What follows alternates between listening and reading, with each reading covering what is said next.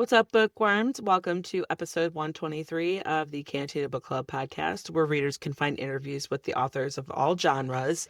I'm Megan, self-proclaimed content queen, here to bring you insights from the authors themselves. Each week features a Cantina conversation with an author, sometimes a returning guest, and sometimes it's someone new.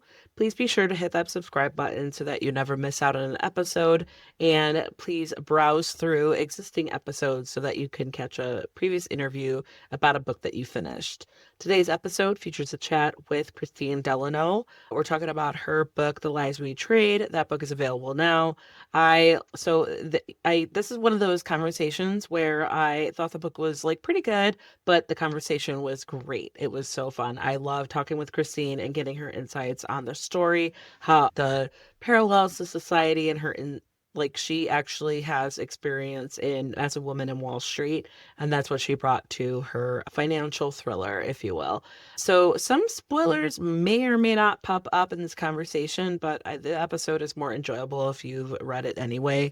So I don't know what.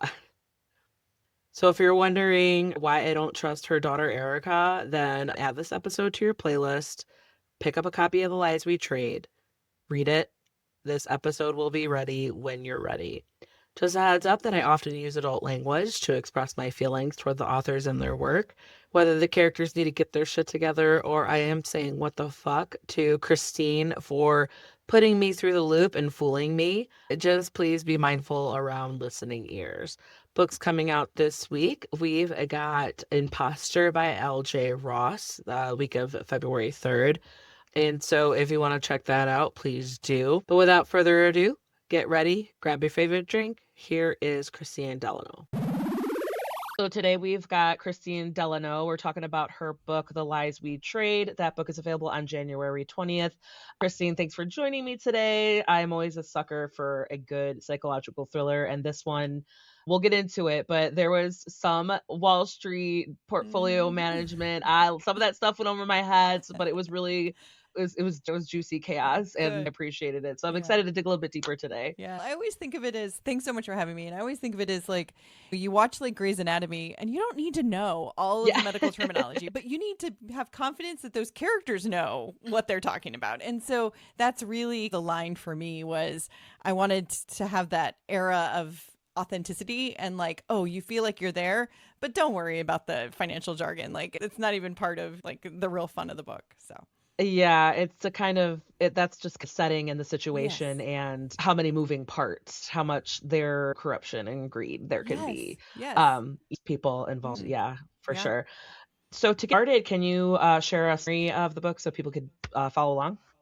Sure. So the book starts with Meredith Hansel. She is a portfolio manager on Wall Street, and she is having one of the best days of her career. She's about to celebrate $2 billion in assets by ringing the closing bell at the New York Stock Exchange, which is just a huge celebration in general. I've done it a number of times, and it's exciting to be there.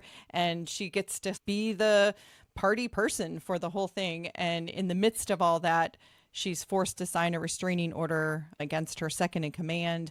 And then she comes apart about some data that really indicates that there's some fraud at the center of her work. But I think what's really cool and layered about it is that her family is also involved. And so she just has to unravel what it is that's causing so much chaos in her work and her family life. And we follow her very closely for 300 pages.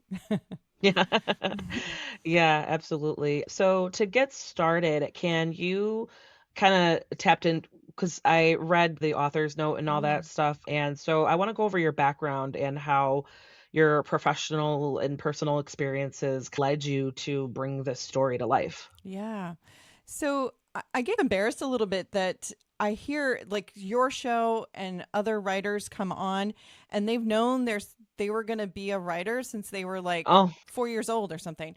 And I had no idea of that. I was absolutely like a voracious reader. I read widely. I love so many different types of books, so many different types of genres. And it wasn't until I retired from my job on Wall Street, which was 23 years, of working in this sort of setting of high powered, large divisions, big balance sheets. And when I left, I had mentored a lot of people in my career. I had so many stories in my head and I started writing them. And at first it was cathartic. It was just this idea of almost processing my own career. And it took me, this is actually the fourth novel I wrote, but none of the first three are Mm. published. They're really my journey to becoming a novelist and creating a story that was uniquely its own and not mine, which was important to me. I didn't want to call people out, but I wanted to take little bits of that cool trait and that interesting thing and just push it a little bit farther and create a world. Yeah, it could be like take it up a few notches Yes, and exactly. Exactly.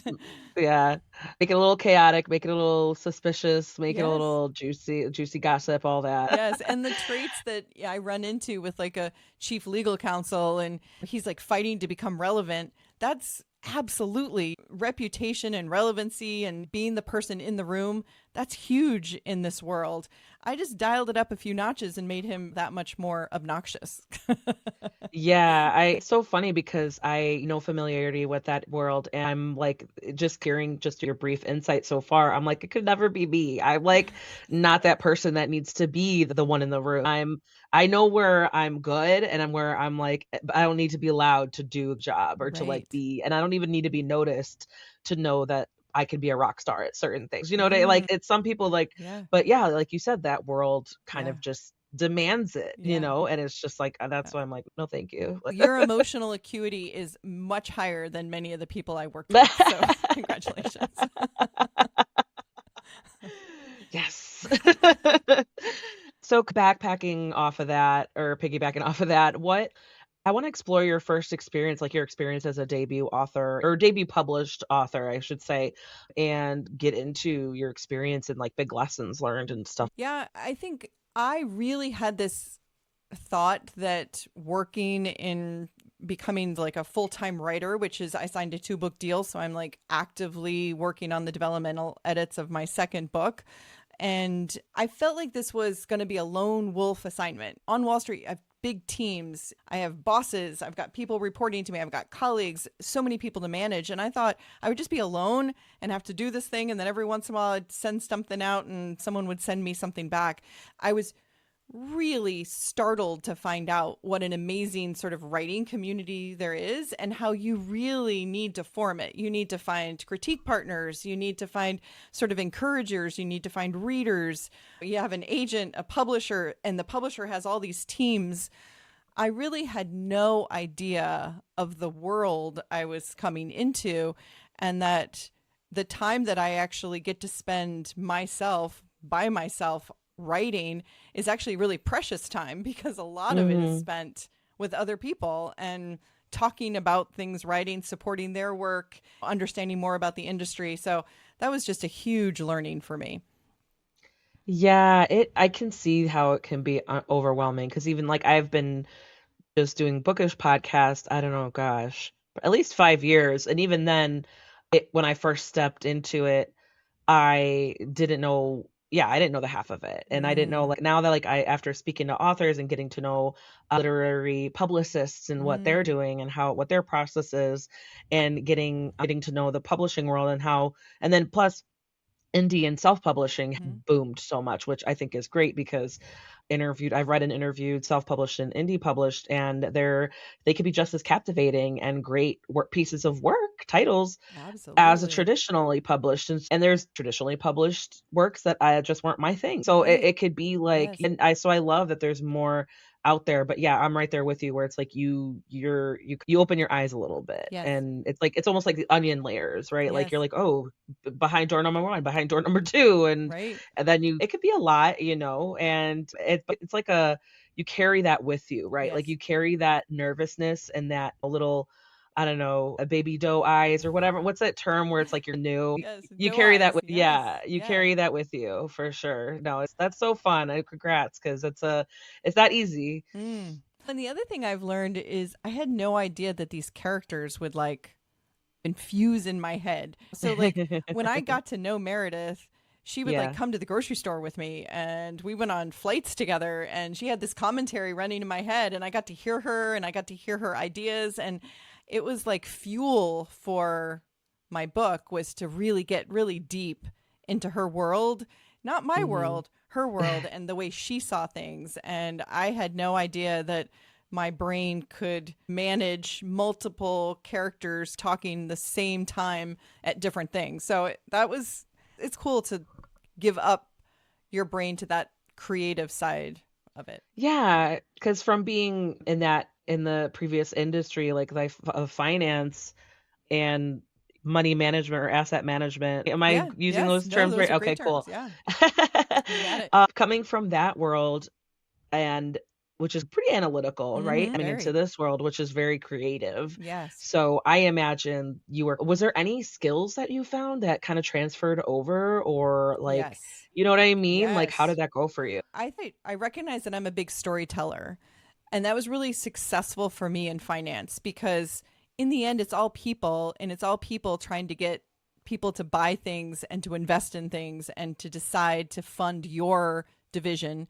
You got to be able to tell a story. You got to be able to say why you are worthy of people's time, attention, and dollars. And so I feel like that has always been part of my lexicon. And I was able to really pour myself into it with this book, which was great.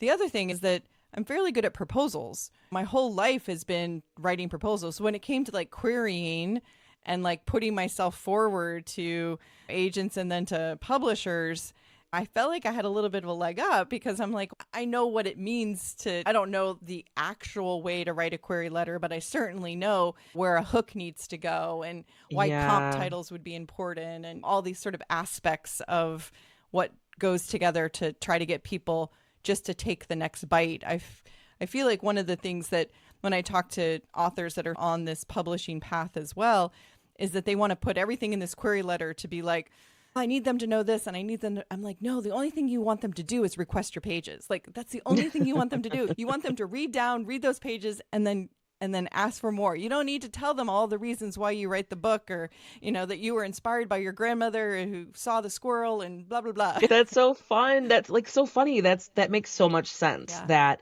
you need to like writing, even if it's technical, that you're still putting the pieces together that make sense and that Mm. will make the most impact and like almost following a formula. Yes. If even it's like technical writing versus like ad copy versus creative writing like Mm. prose, Yeah. it's that a lot of that it's like different formats and different audiences Mm. and different purposes, but you had the leg up. Right. You had something to stand on. Yeah. And I think that's so cool. I never would have thought about that way where you're like you had used storytelling in that space as well. Right. And you just made me think of something too, that another piece of it is pacing, because no one Mm. is going to sit around and listen to me wander around my ideas or give lots of descriptions for things. Like I got to get to it. I got to know my elevator speech. I got to be able to like get somebody's attention in 15 seconds while I'm like chasing them out of a conference room to get what I need done for our next meeting. And I felt like that really helped in my writing too. It's just this idea of like, I have a sense of urgency in telling the story, which lends itself to thriller writing, as opposed to, I don't think I would make a very good like historical fiction where we're like running through the meadows and things like that, which I actually enjoy reading. I can't write that way.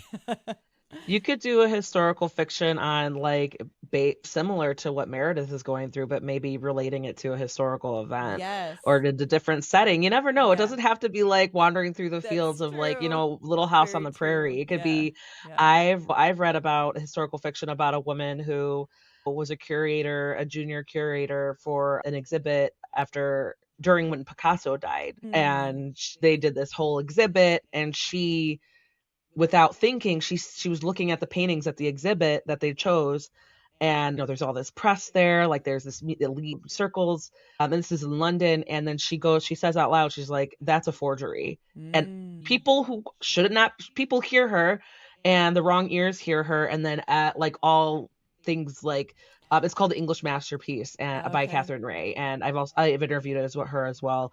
So no, because I like historical Yes. fiction too. Yes. Don't Me you know too. there are historical fiction Yes. where you create stories based on historical events or historical settings. You could create a juicy drama, That's true. character-based money mismanagement or corruption story Yes, taking place 60, 80 years ago, don't absolutely. you never Yes. know, Yes. don't sell yourself short if that's maybe what you wanna do.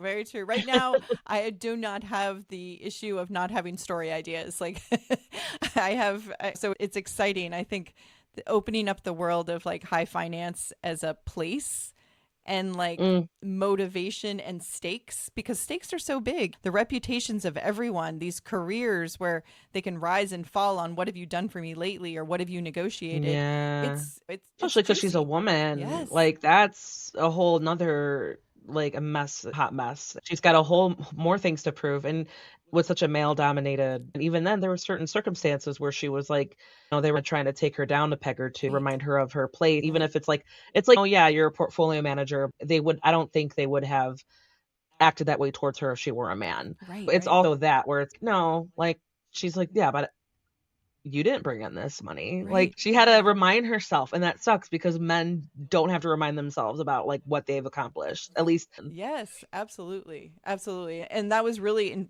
interesting to explore. And also just like her perceptions of herself, because she's like, I'm a master of the long game. So she would let things go, but then she would also realize that it was her Achilles heel, because the more she let things go, then yeah. people felt like they could step on her in certain ways. So she had to find her balance. And I felt like that really became an arc for her change, is to stand up for herself in times where maybe it wasn't the battle that she was wanting to win, but she knew in that moment that she needed to. And that was Yeah. fun for her to explore that with her, because it's absolutely a place where in high finance, you can't win everything. You can't always be the one in the room. You can't always be the one with the great idea, but you can't always be the person who lets somebody else have your idea. And so Yeah. it's definitely a balance. Yeah, and that's why I was like, that's again, it could never be me because I'm just like, oh, I think I'd be like, I joke that it's like I'm sure if you listen to a couple of the episodes, I'm such a boring character because I'm like, it's not my, like, fine, whatever, I don't care. Like, I don't, it's not my problem. Whatever, fuck you. Like, peace Moving on. out. Like, yeah. Yeah. Um, yeah. So what draws you to the genre? What made you decide, like, making this a thriller rather than, I don't know, anything else. I actually didn't know I was a thriller writer at first. I just thought I was a women's fiction. I was going to explore the emotional and the arcs of the characters in ways that I felt were maybe some unique ways. And it wasn't until I had some early readers that were like, "Ooh, this is really thrilling. Like the way you've written these scenes." And I started to realize I read a lot of domestic thrillers, a lot of thrillers in general. And I was like, that's absolutely where I want to place this book. I want there to be the idea of, instead of the idea of maybe dead bodies around you, like dead reputations, like how Mm, can I achieve a level of tension and excitement and caring for the characters, even if you don't always like them, caring about their outcomes without necessarily shooting them or killing them off. And to me it was a challenge. Not that I won't write that, and in fact there's a time in the book where you're not sure if they're being, like, at what level of danger they're in. And so I feel like that will probably grow as I have more of a portfolio of books, but it was fun for this book to look at it and say, all right, how can I achieve that level of tension without necessarily bringing in dead bodies? And that was fun. yeah. Yeah, it was fun. Yeah, I don't know, this person is sus. What are they up? And you never know who really is. Because I didn't know if I could trust her husband. Because it's Yes. like, I think even also and we don't know if we could trust Betsy, even Yes. though seemingly she's looking out for her, but she was going about it in not a way that did not Right. come across that way. Yeah. And then, And Lucas her too. co Like, what is he yeah, after? What is head of yeah, security after? Like, everyone has yeah, got their exactly. agenda, and we don't know those agendas, and you don't know who to trust. And that's, for Yeah. me, huge.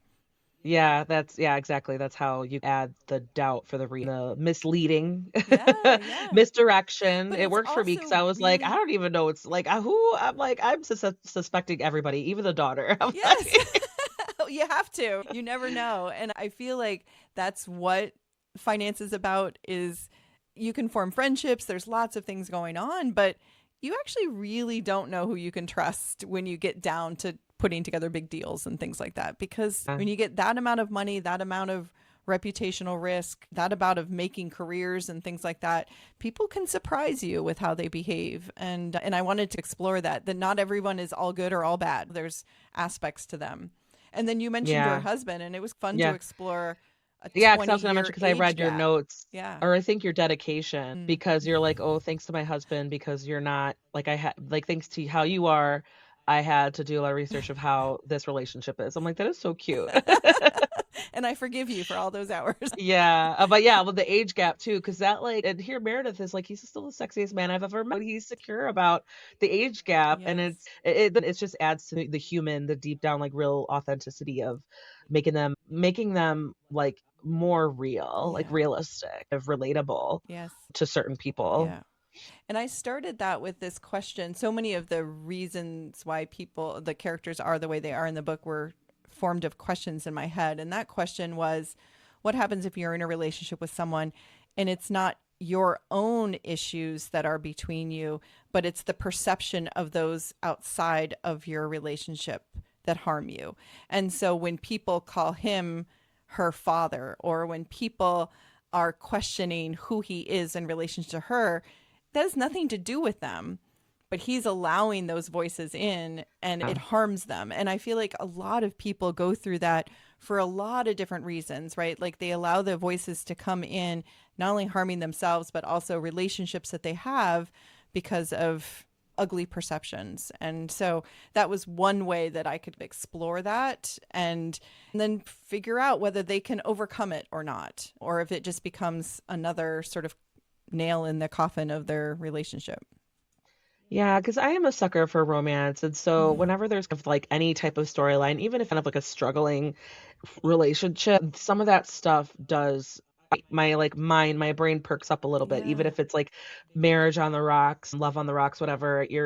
Should I root for them? Because I don't know if I could. Mm, I don't know what her husband, what's the deal. But it's also, like I said, like her inner monologue where she's just like kind of ruminating on his insecurities mm, and saying like, I don't understand, like he's still so handsome, like mm. he's like I still like thinks he's so attractive, and I don't know what, like why he thinks this of himself. And it's Right. things like that. It's like that adds to maybe romance isn't, because I do love romance, but it's like the two people Right. who have found love at some point and they found connection, and now they're still maybe either trying to reconnect, or they're trying to see what they can do, Right. because well, she doesn't seem super angry, resentful. She Mm. kind of just seems a little defeated. Absolutely You great know, word. Yes. yeah, like Yeah. she's resigned to, Yes. okay, I'm gonna focus on what this, because I don't know what this else is to what I do with this yeah. relationship. And I feel like when I see in media, whether it be in books or shows, you see a lot of marriages that are just heated. Their being on the rocks is just, it's catastrophic and there's Mm. fighting and all of that. But I have to say that what I've witnessed with marriages that have fallen apart around me, especially in my job where I work with a lot of men who you don't think God, care, oh but they're my in God. my office trying to get a female perspective. They have quietly quit their marriage and they don't even realize it until she's filing divorce papers. And they're in my office being like, what happened? And No. we go through it, and I'm like, you quit your marriage. Do you realize you stopped talking to her? Do you realize you stopped engaging with her? Do you realize you stopped looking through the filter of love to her and you Like looked at stopped her like, working on it, like, yeah, or just participating. yes, yes, And, like, making that, because it does, it's work, like, I've been with my husband for 16 years, married for 11, it's yeah, mm, they're point like, we go to couples therapy at once a yes, month, because it's otherwise, like, we got to a point where I was like, "Dude, we need something, right, because this isn't." I could see, like, where it was just we needed it. It wasn't like things weren't, like, super horrible, but I could tell that just we weren't identifying, we couldn't, like, fit the puzzle piece. mm, We're like, okay, and usually like big things, big issues, it's no problem. There's no question. We're there for each other. right, Not going to be the problem. yes, Smaller issues, that's when we're like, no. And then yes, we just needed someone from with an objective perspective, and who was like a specialist and who was experienced, to be like, okay, wait, we'll look at it this way, or do you Mm, see how this is this way? right. And this is what I'm hearing, to help us look at it, because it wasn't like we were disliking each other. It wasn't like we hated each other. It was just like something wasn't clicking with either of us. And it Right. was just like, okay, if we want, we gotta put some more work in if we want to, because we got two little boys. We got an 8-year Yeah. old and a 5-year old too. Yeah. So I'm just like, and it's just, divorce is expensive and it's exhausting. No matter what you're doing, it's exhausting. So, Yeah. yeah, no, it's that's what that reminds me of. When you don't realize I'm either going through the motions, or you're clearly putting your attention, Mm, all your eggs, all your attention and brain energy into one space, instead of equally dividing it up. Or even if you can't stretch that far, you're making a choice. yes. And that's, God, I it's like to be a fly on the wall at your work, in your office, when people would come in and be like, "Oh my God, I bet you could write a whole book on that." Yes. Like, Yes. I'm gonna have a character that has to deal with that because it is huge, and I really wanted to expose some of those things. The other thing that I exposed in the book in their marriage, which I saw all the time, was the weaponization of therapy. So just this idea of like the little things you learn in therapy and then you start to weaponize them against your spouse because you're using yeah. them to like prove to them that they're not doing the thing that they're. And so both Meredith and Clint in the book do that to each other. And I feel like all these like huge red flags that where you start to question, can they make it or can they Oh not? yeah, because he was like, "Do you want in?" And Yes. she's like, "Ugh." Yeah. Like, that was at the time. Like, I Yeah. do want in, but like, do you realize what's going on? Like, Exactly. Exactly. it's Exactly. just, she's trying. She's like, "Oh fuck, yes, Yes. okay, yes, Yes. yeah." Yes. Yeah, oh man. Yeah, exactly. There's like so much. There's like, it really is, because poor Meredith, it's like, as a reader, I think I could identify, but she was also self-aware. Like, Mm. she knew like what her actions were doing. Mm-hmm. And because we meet her when in the middle of that issue with her husband, in that middle rockiness, we didn't see the leading up to it. We're seeing in the middle of it, we're meeting them in the middle of it. And so I think that was also an interesting place to meet her in her home life, because we meet her and she's like super successful, like boss ass bitch. Yeah. But then we all behind the curtain in her home life, it's like, oh, her husband asked her not to bother coming home. She's spending so many Yes. hours Yes.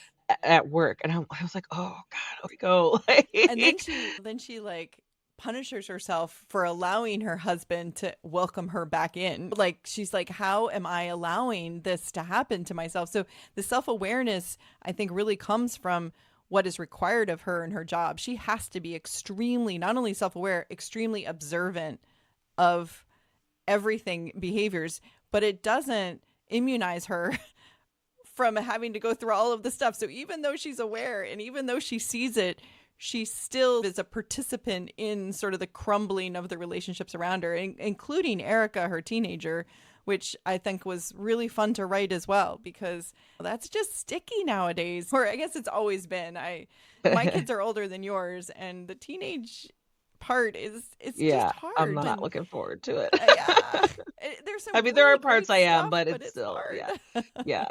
I'm gonna be real with you. Erica got on my nerves because Yes. she was just being elusive, and Yes. she was just like, but then it's like, okay, I was once a teenage girl, and it's like where like, I could tell she was struggling with being honest, but she was like, her emotions were getting the best of her because she was dealing with something Yeah. pretty like traumatic, Yes. and Because was her like, and it, identity is also put on the line here, too, right? Like she's known as yes, being this smart, capable, going to a great college, going to do all this. And now everything, her reputation is about to tank.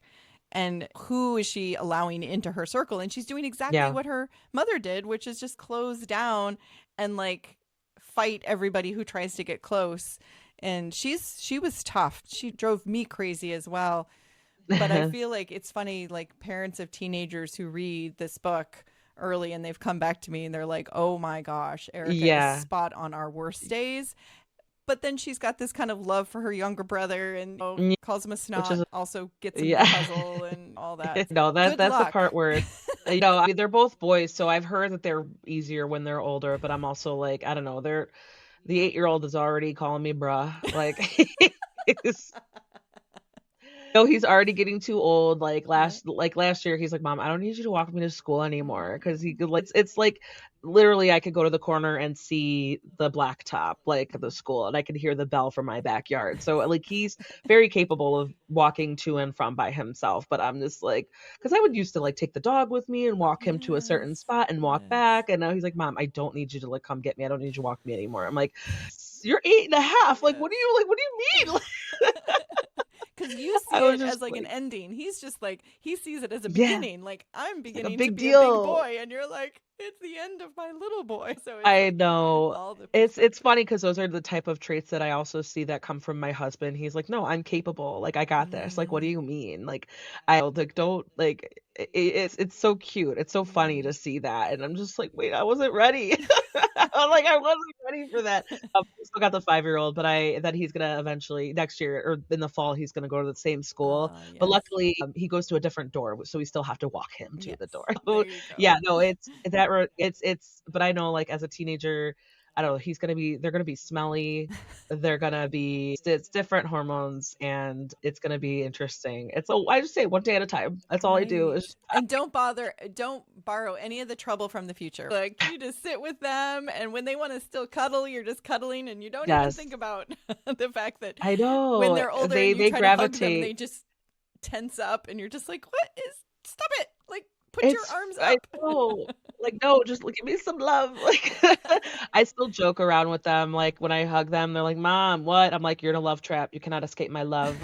Like, they're like that so it kinda turns into a game. They're like, "No!"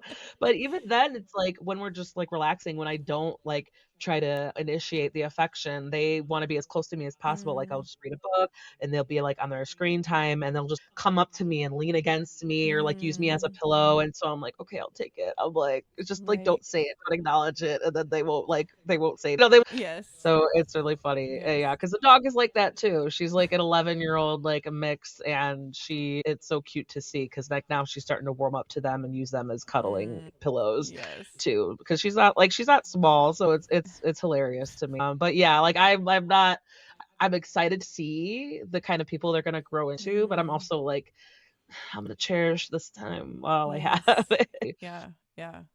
Absolutely. Something I love asking, what were the most challenging parts to write? What were the most enjoyable parts to write? I open and close with bell rings. So the New York Stock Exchange closing bell and then the NASDAQ opening bell. And those are such like sentinel moments for people who work in finance who are really celebrating stuff. It's really hard to get on a bell ringing. It's really hard to get those kind of things scheduled.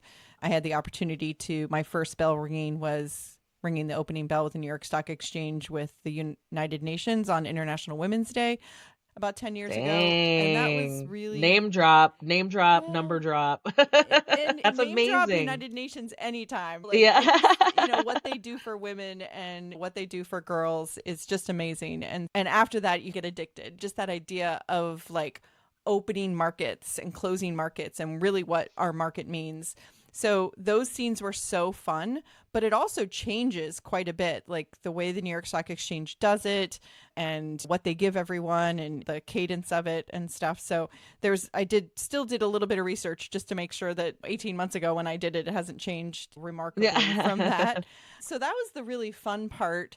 I think the harder parts for me were really making sure that when I had multiple people in the room and I wanted to convey how micro movements of them indicated their sort of emotional state. Mm. That's a real it's a real skill of Meredith is noticing people and noticing, how engaged they are or what if they're watching her at a certain time when they should be doing something else. And so I wanted to be able to show those and talk about them without it being like dragging to the prose. So that was one thing. And Mm. then obviously the financial jargon because I felt like you have like an angel and a devil on your shoulders. I had a reader who, if you try to even mention anything in finance, they want to go to sleep. They're just like, don't even talk to me about Wall Street. And then like my colleagues who I know will read the book. And so how do I write something where my colleagues aren't like, Kristine, That is ridiculous. We would never do it that way. It could never work that way. Like, this is a complete travesty. Or You're the like, it's people fiction. who don't even care and are like, oh my gosh, if you mention the word ETF, I'm going to puke. Like, how could I write it so that I could thread the needle and maybe people would give me a little bit of grace and be like, hey, get through some of I'm going to only have one sentence of jargon and then I'm going to move right back into it. But I think I had a amazing publishing team. Like, my editors were great. Like, they would write like gobbledygook and like this is like, fix this. Give us an Oh, that's, yeah, analogy, take it kind of out, like do how something.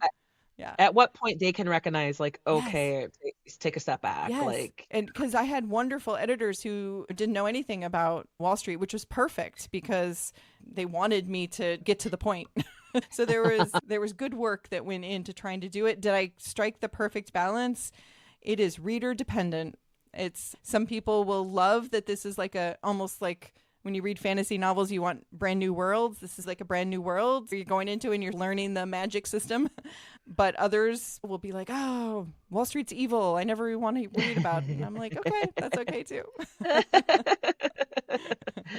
yeah, that's so funny. Oh, yeah, that's so true. I didn't really think of that because it's like, yeah, it's like, okay, when I opened the book, I did not expect it to be set in that world. I was like, okay, like, no, I always like, because I'm pretty open minded as a reader. I'm not like, no, like, I know for sure that's not going to be my thing. I enjoy different genres. Mm, And like, if something's a little too drastic, then I'll go, like, okay, I need a fluffy read. I need right, something of that's just course. like a palate cleanser. Yeah.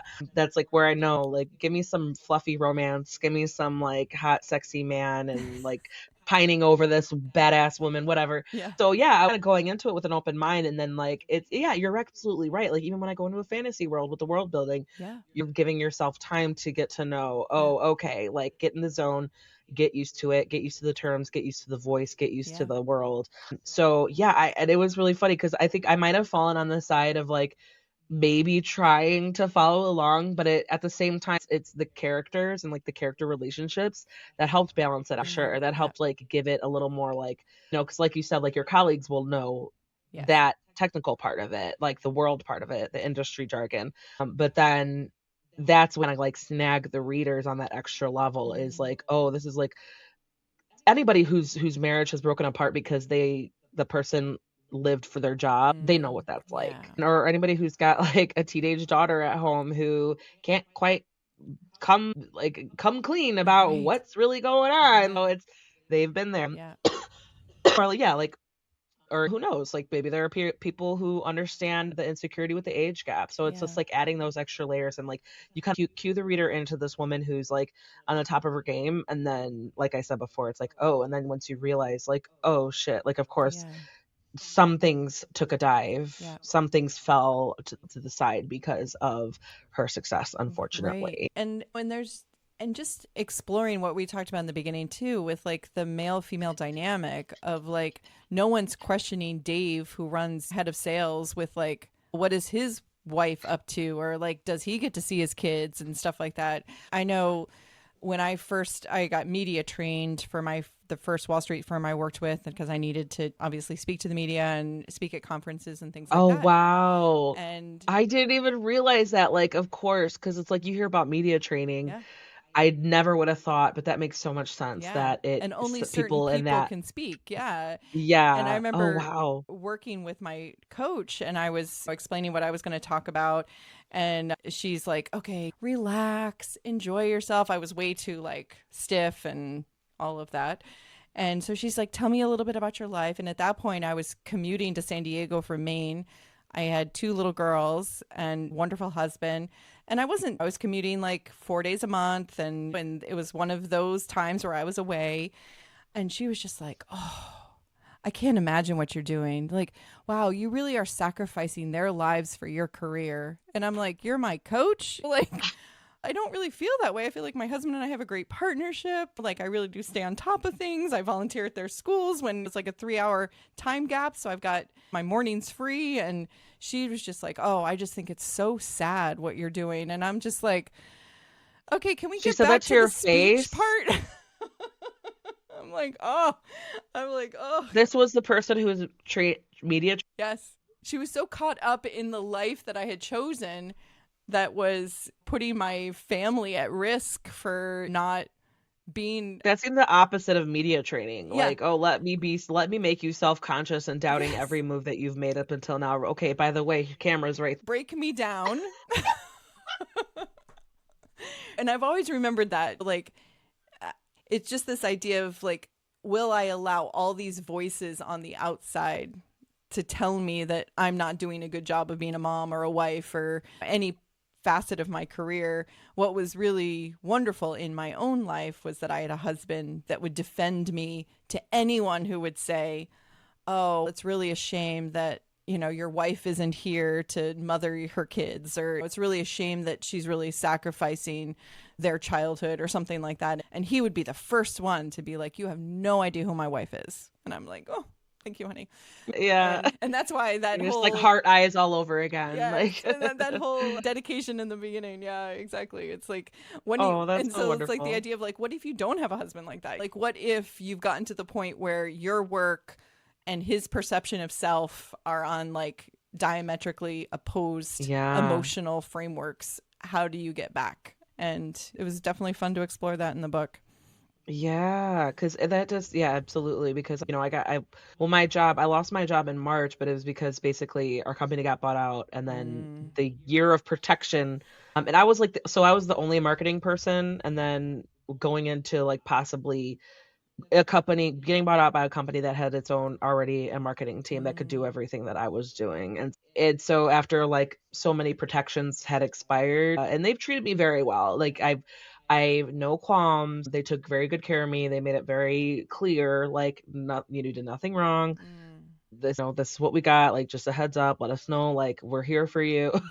Like, it was fine. Yeah, Like, they did things right, and my job wasn't the only one. right. And It's not a so for the firing, like, it's just yeah, an elimination of position. Yeah, it happens really all the is. time. It's like Yeah, your, yeah. yeah, like your position where we're not gonna have this position, and it's fine. I get it. Yeah. And then my husband, he was like, honestly, because he knows, like, we've been together for so long, and he knows I'm driven, and he knows that like I'm fully capable, and in my skills and my skill, like my skill set, and also like my ambitions and like what I know that I can do and Mm-hmm. how I take that, where I could take that. And so he knew, he's like, no, honestly, like it wasn't anything you did. And then even though he saw me, like, I saw a career coach, I got my resume Mm. reviewed, I was applying to jobs, and then I was picking up freelancing work. I was like going off and trying to collect leads from like small businesses. And Wow. so I was like, he's like, you're doing everything you Yes, can, yes. and it's like but he was like, I think you're selling yourself short. And I'm like, Mm.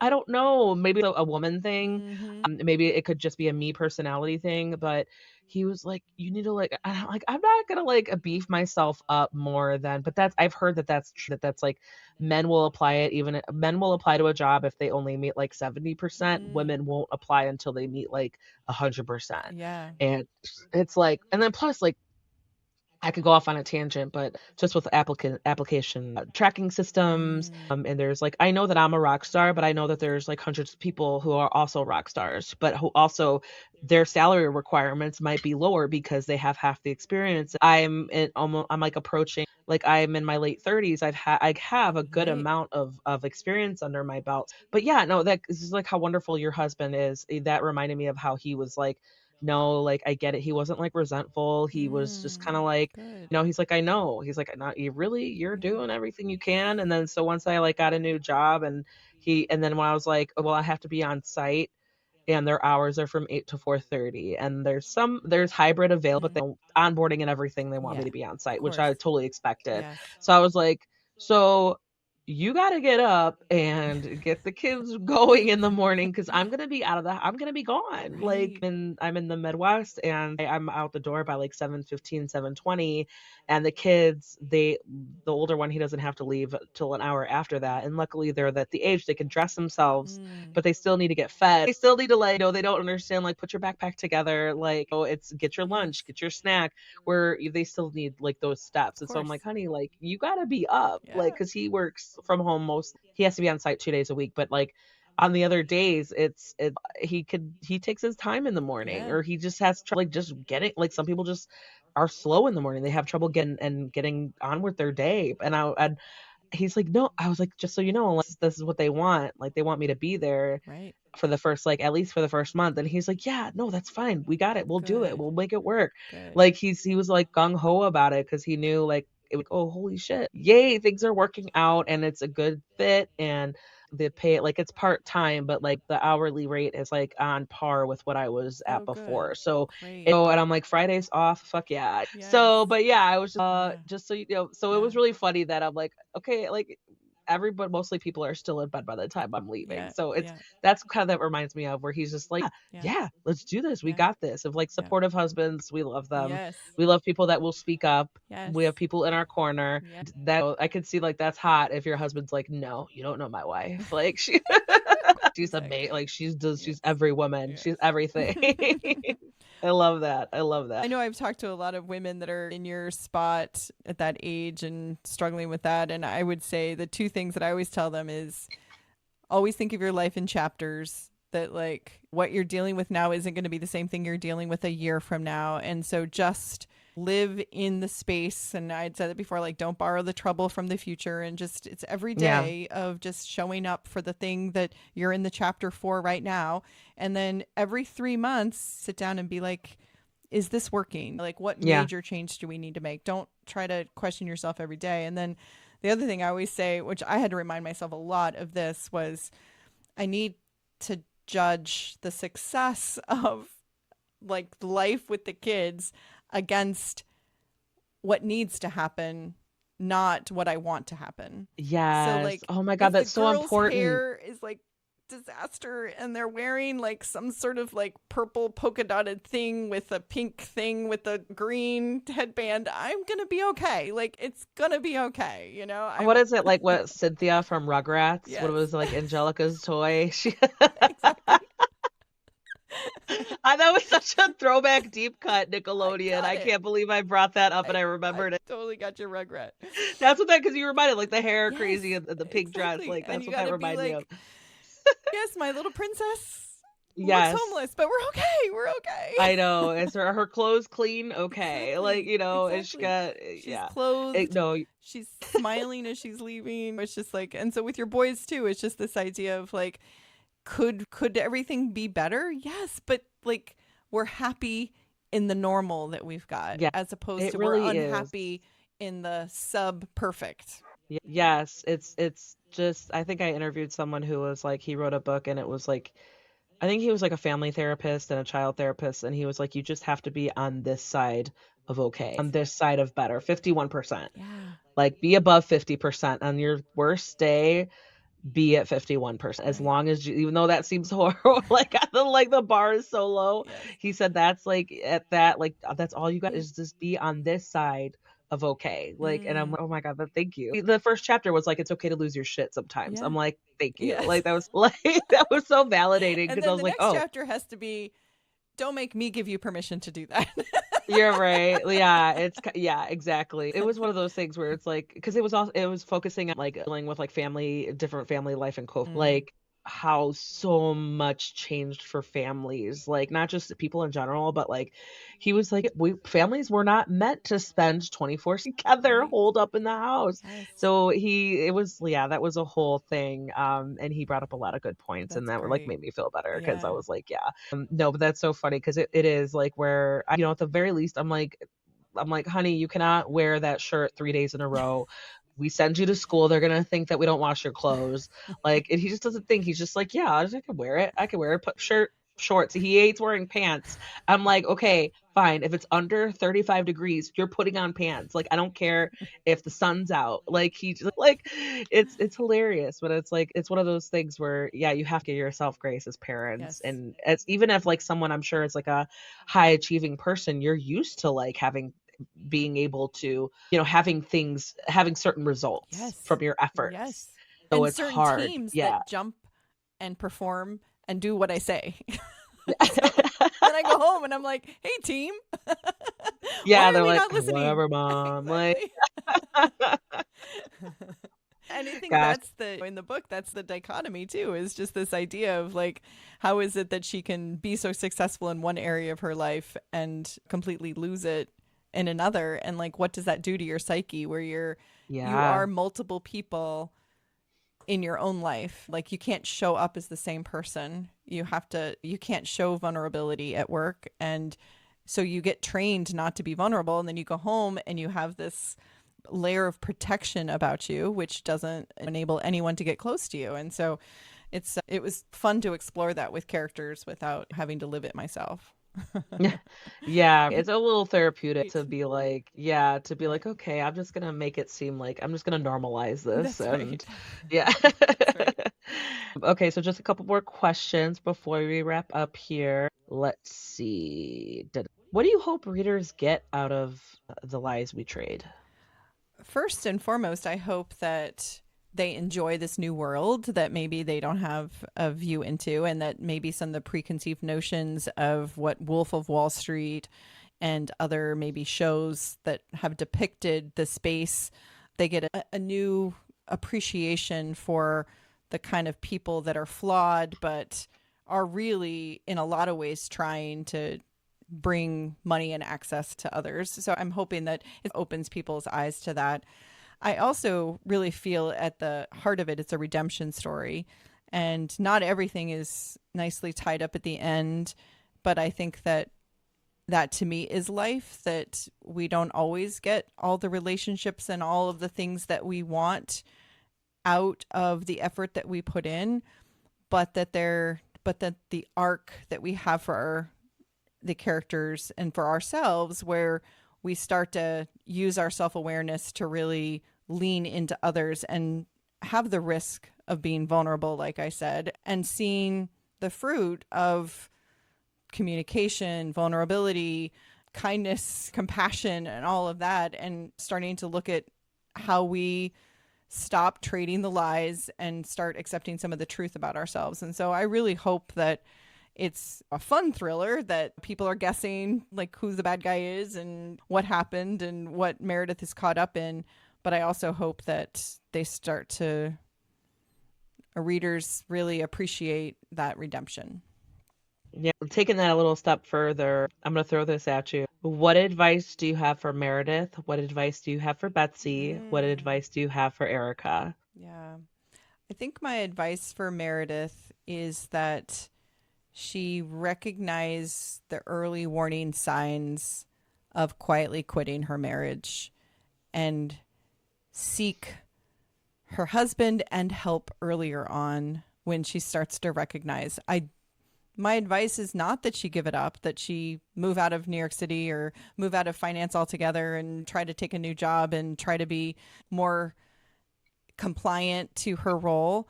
That I admire the work that she does and how good she is at it, but all of that self-awareness that she brought to work, applying it to her marriage and recognizing that the secrets that she was keeping when she thought would benefit others by keeping them only created division in her relationships. I hope that she learned that. Betsy, I my advice to her is really about maturity. She really got herself caught up in, before the novel even opens, is all this success, but unwilling to admit that there's a possible problem, there's a possible even defeat in her career, and instead try to fix it, try to investigate it, try to, and she gets into herself so much trouble that by the time that she's willing to come clean, which is right at the start of the novel, she's at such a frenzied state of like, I don't know what to do. I'm going to put it all out there. And it's interpreted by the people that don't want her to be speaking as a way to get rid of her and a way to silence her. For the advice really comes down to being aware of her own immaturity and making sure that she has created relationships that she can trust and people that she can talk to. Who else did you want me to? Erica. Oh, and Erica for the teenager. Oh my goodness. So give her mom a break. Oh my goodness. I think with Erica, she I think it's an appreciation for the family that she has. I feel like her entitlement through the novel of just assuming that her parents were going to be there for her, that her parents were going to understand and clean the mess up. And all of that was challenging to both write about and experience. The first one is appreciation. But also, I think my advice to her is to just lean into who she is. Because when the chips go down in her family, she steps up. She's the one who finds a way to get out of the robotics. And this is all potentially spoiler, but she does step up in those moments. And my advice to her is to lean into that and lean into who she is and her character moving forward, because she'll probably grow into a pretty amazing woman. But the secrets she kept and her shame really harbored her ability to have an authentic and truthful relationship with her parents. Yeah, and I you did a good job of making, like, the father's reaction, like, realistic. He was Mm, just like, "Okay, I don't wanna look at it, I don't wanna, like, yeah. talk about it, but I Yeah. have to talk to you." It's Yes. like, oh, every dad's And I got to nightmare. tell you, that has happened to more than one person in my life with cloud, iClouds, and all of that is pictures that never should have been taken, winding up places that they should not be. It's And like you think yeah, that people do their due diligence or yeah, to protect themselves, but mm, people are just crazy. they don't think. I don't know. Yeah. Like I not me to like I not to say I've never done anything like that, but it's just if it's been a long, very long time Yes, yes. before I thought that was like a thing. Yeah.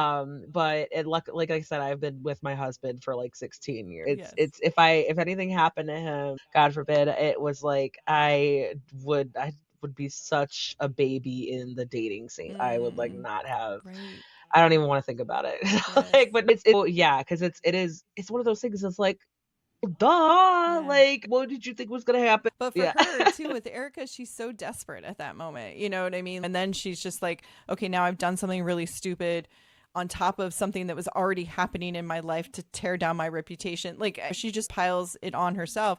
And then you've got Clint, who's right now he's 20 years older than most fathers of his age. So he's even out of technology Oh my being god, anything, right? I remember, wasn't the school the secretary like, "Oh, your Yes. grandfather's here." Yes. Like, oh my god, that poor I guy. know.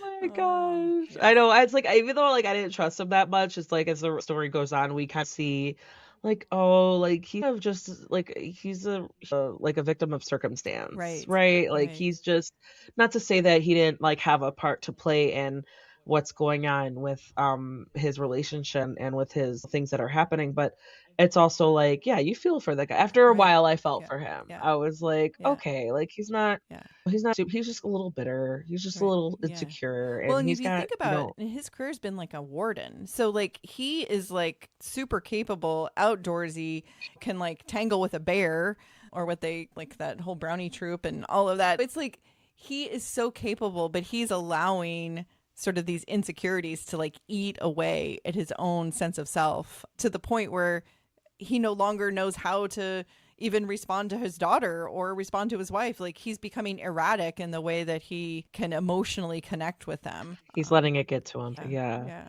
And that's yeah. Ugh, like yeah, because even like if you want to parallel it with society today, like yeah, like the playing field is leveling a little bit, but mm, I don't feel for men who are like, wait, what the fuck, and right, like kind of getting a bad rap, but it's also like they're like no, the saying is like not all men, but it's always a man. mm-hmm, But it's also like yeah, it's hard to not overgeneralize, right. but I also feel for them, how the ones they're like wait, like what's this the whole world that just thinks that I suck. Everything we're trying to get away from is the idea of like being able to judge people and then know something about them. And now we've got men who are being judged. You know what I mean? Like we're turning tables. And I worked with some amazing men. Like my boss, my old boss, he got an early copy of the book and he was so excited. And I was like, okay, so just so you know, you are not in this book. And he's like, I never assumed I was in the book. I'm like, no, because you're going to read things. And I just want you to know, like, you were not any of these guys. Like, you were a good boss. You were, so please don't internalize. He's like, oh, I'm scared to read this now. I know. Sorry. You Because did try to like warn him, but then he was like, "Wait, I wasn't even thinking about." exactly, I wasn't even thinking that you wrote me in here. And I'm like, yeah, because characters like you are boring. Like, I can't, like, You're unproblematic. That doesn't exactly. make for You're a good like story. easygoing. You like understand. You're like willing to talk through things. Like blah blah blah. There's nothing interesting about that. Yeah. It's so true. That's why like I love even like I will always advocate for be an advocate for like female rage. Mm. Even if it's like unjustified, I'm still like no, go girl because I love when things get like messy and things are chaotic and things are just like if even if a woman is toxic and problematic, I'm like go. You go Because you girl. can walk Like, away, right? You're like, oh, you go. Okay, yeah, like see ya. like I'll see you in like 8 hours when I Exactly. can read again. Yeah. Someone else can wipe that up. Exactly. Like in real life, I'd be like, I'm not gonna get too close to you. Right. Like I, I think you're gonna need some help. Yes. it's like I do not want to be in your circle. Okay, so this is like a question I've been asking people lately. What do you do for self-care? Like, because some of these, subject matters kind of heavy, and I Mm. imagine you got in the zone, you had to pull yourself out of the zone. What do you do to take care of yourself when Mm. you're working on a project? That is a really great question because I think that's probably the biggest thing if I'm going to be vulnerable, the biggest thing that I'm struggling with right now is that I was up and super active when I held my career. And now I find myself at my computer a lot. I have a standing Yeah. desk, so I try to lift it Yeah. and lower it and all of that. And I live in Maine, but I still walk the towns and do all of that even in snow and ice and things like that. But my self care, especially right now, is limited because of my limited time or my perceived limited time and my sort of addiction to my laptop. And it's something that I think I need to take more advice on is do I need to be Mm. setting more timers? I saw this fun little reel by Tosca Lee, who is one of my, or it was just a post on Instagram, but she was one of my, she's a New York Times bestseller author and she was one of my endorsers and she's amazing. And she was saying, don't eat carbs and make sure you're wandering around. And then she has a big bowl of Cheetos with chopsticks. And she goes, but if you got to eat Cheetos, make sure you eat them with chopsticks so you don't get your keyboard all I full think of I saw that and I was like, that is genius. genius. And I'm like, you had me at don't eat the carbs, but now I'm thinking I want Cheetos. Like, this is I'm a not, sucker for Cheetos too. I do love Cheetos. yes, Like amongst the lineup of chips, those are one thing that will catch my eye. yes. If it's not jalapeno kettle chips, I will choose the Cheetos. But that is so smart because everybody's Jalapeno like Cheeto kettle hands. chips. Oh my gosh. Okay, now that's definitely, I love jalapeno Don't anything. if you Jalapeno like spice, yeah, margaritas, jalapeno yep. whatever.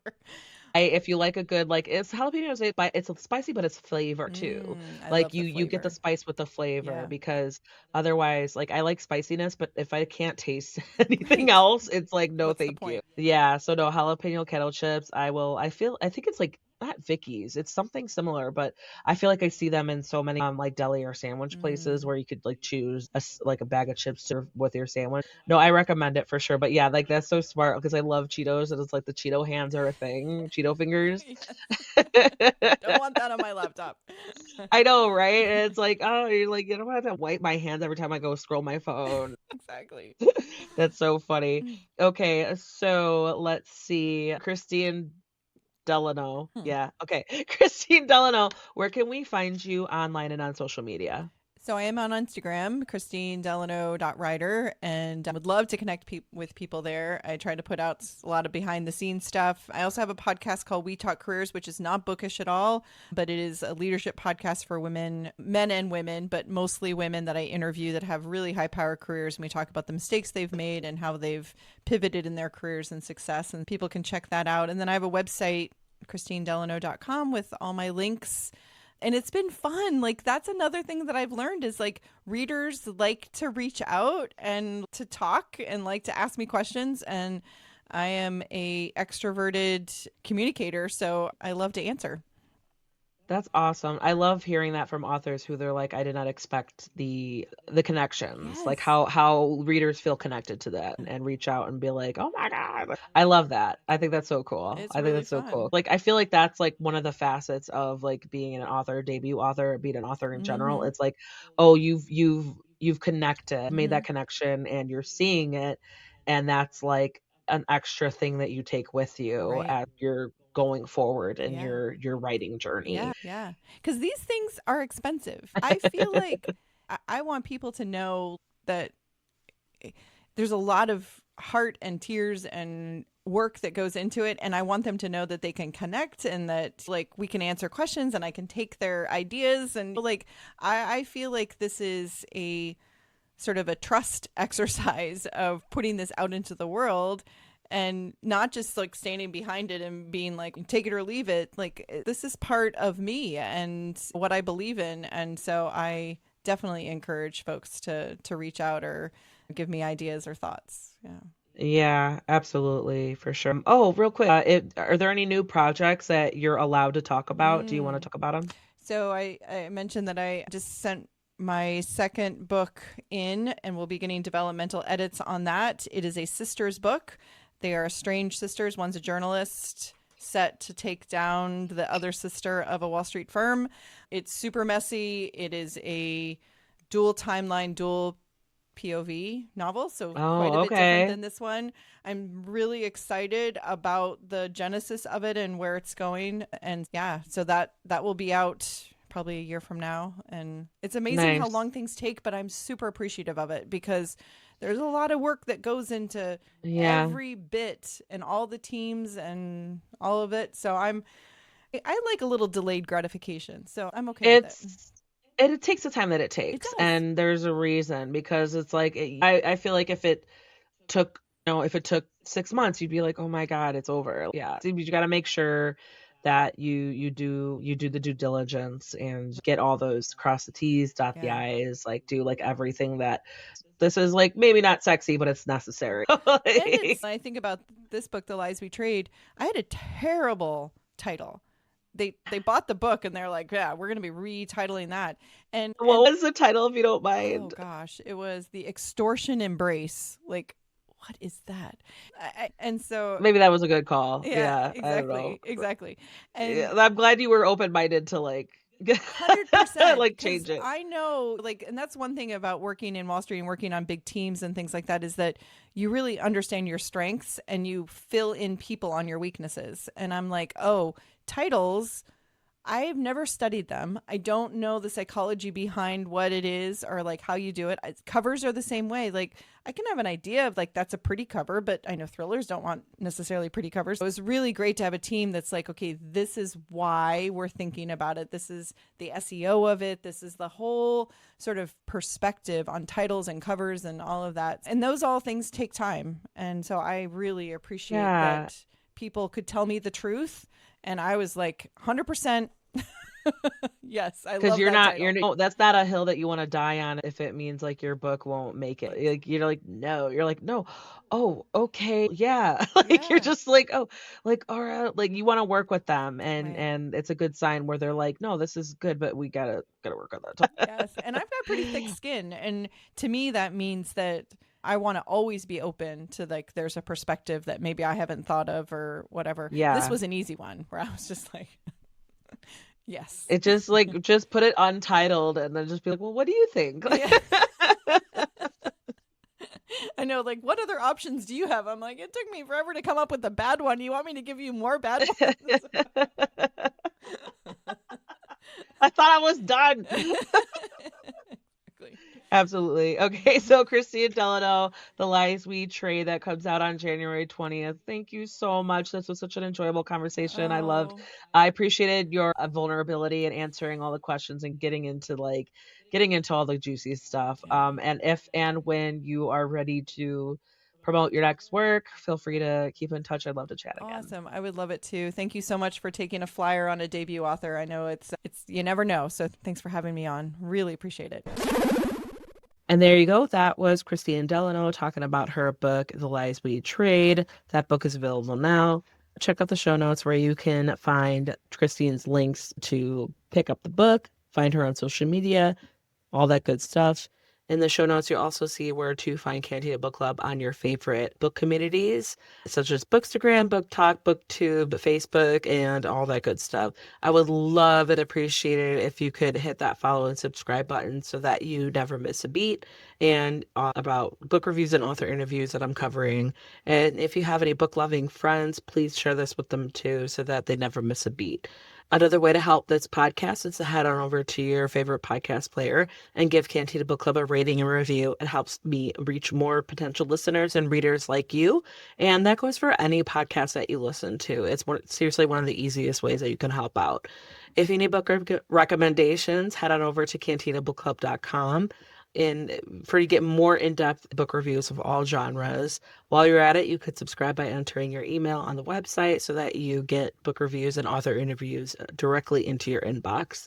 If you want to support Cantina Book Club even more, you could donate by finding the form on Cantina Book Club, cantinabookclub.com, whether it's a one-time donation or as little as $1 a month. I seriously appreciate anything that you do, and I will share my appreciation with a little something special, including a shout out. And finally, one of the best ways to help authors provide their works, promote their works, so head on over to Amazon, Goodreads, Storygraph, anywhere that you find your ratings and your book recommendations. Give the title a rating or review. It seriously helps out so much, almost as much as posting on social media and tagging them.